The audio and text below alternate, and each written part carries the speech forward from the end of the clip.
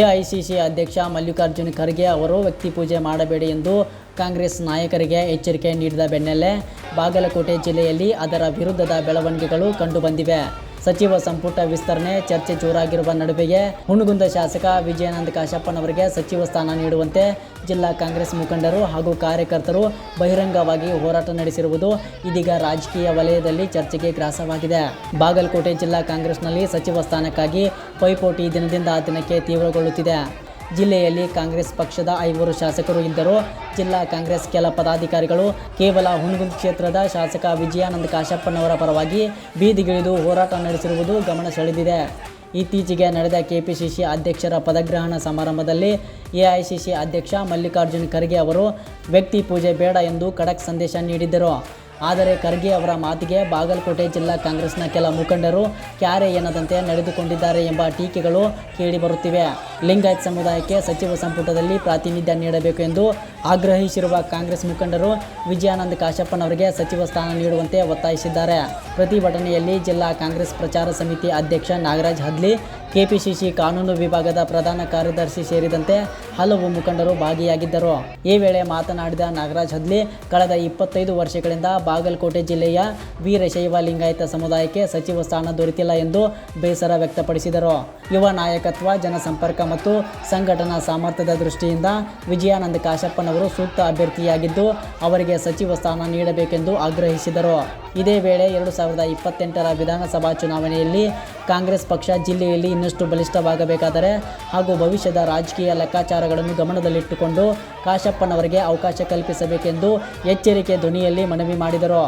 ಮತ್ತೊಂದೆಡೆ ಹಿರಿತನದ ಆಧಾರದ ಮೇಲೆ ಶಾಸಕ ಜೆ.ಟಿ. ಪಾಟೀಲ್ ಹಾಗೂ ಮಾಜಿ ಸಚಿವ ಆರ್.ಬಿ. ತಿಮ್ಮಾಪುರ್ ಅವರ ಹೆಸರು ಸಚಿವ ಸ್ಥಾನಕ್ಕೆ ಕೇಳಿಬರುತ್ತಿದ್ದು ಜಿಲ್ಲೆಯಲ್ಲಿ ಆಂತರಿಕ ಪೈಪೋಟಿ ಮತ್ತಷ್ಟು ಹೆಚ್ಚಾಗಿದೆ.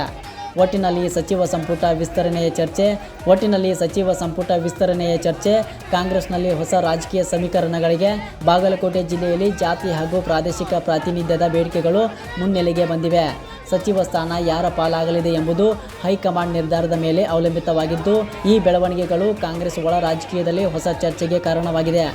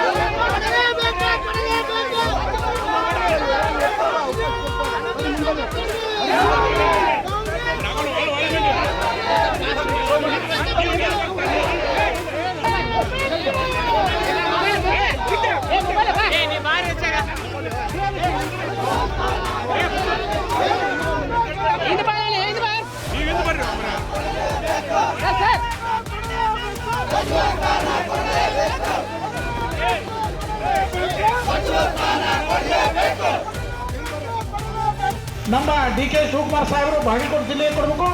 ಅದರಲ್ಲಿ ಒಂದು ನಮ್ಮ ವಿಜಯಾನಂದ ಕಾಶ್ಯಪ್ನವ್ರಿಗೆ ಕಂಪಲ್ಸರಿ ಕೊಡಬೇಕಂತ ನಾನು ಇಲ್ಲಿ ಒತ್ತಾಯ ಮಾಡ್ತಾ ಇದ್ದೇನೆ. ಯಾಕಂದರೆ ನಮ್ಮ ವೀರಶೈವ ಲಿಂಗಾಯತ ಪಂಚಮಸಾಲಿ ಬದುಕಿಗೆ ಇರ್ಬೋದು, ಜಂಗಮ ಸಮಾಜ ಇರ್ಬೋದು, ಯಾವುದೇ ವೀರಶೈವ ಲಿಂಗಾಯತ ಸಮಾಜಕ್ಕೆ ಕಳೆದ 25 ವರ್ಷಗಳಿಂದ ಬಾಗಲಕೋಟೆ ಜಿಲ್ಲೆಯಲ್ಲಿ ಲಿಂಗಾಯತರಿಗೆ ಮಂತ್ರಿ ಸ್ಥಾನದ ಪ್ರಾತಿನಿಧ್ಯ ಸಿಕ್ಕಿಲ್ಲ. ಮೊದಲೇ ಹಕ್ಕ ಒತ್ತಾಯ ಲಿಂಗಾಯತರಿಗೆ ಕೊಡಬೇಕಂದ್ರೆ ಲಿಂಗಾಯತರಿಗೆ ಕೊಟ್ಟರೆ ನಮ್ಮ ವಿಜಯಾನಂದ ಕಾಶ್ಯಪ್ನವ್ರು ಕೊಡಬೇಕು. ಅದೇ ರೀತಿ ಯುವ ಮುಖಂಡರಿಗೆ ಕೊಡೋದಾದರೂ ಯುವ ಮುಖಂಡರ ಸಾಲಿನಲ್ಲಿ ಪ್ರಥಮವಾಗಿ ನಮ್ಮ ವಿಜಯಾನಂದ ಕಾಶ್ಯಪ್ನವರೇ ಬರ್ತಾರೆ. ಇನ್ನು ಮಾಸ್ ಲೀಡರ್ ಬರ್ಬೇಕಂದ್ರೆ ನಮ್ಮ ಜಿಲ್ಲೆಯ ಮಾಸ್ ಲೀಡರ್ ಯಾರಂದ್ರೆ ವಿಜಯಾನಂದ ಕಾಶ್ಯಪ್ನವರು.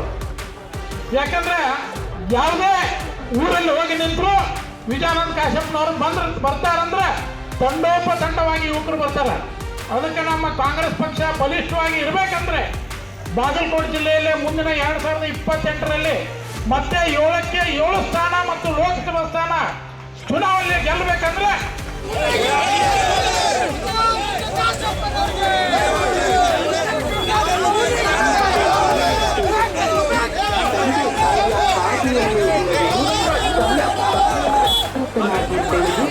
ಕಷ್ಟದ ಕತ್ತಲೆಯನ್ನು ತುಂಬಿಕೊಂಡು ಬರುವ ಜನರಿಗೆ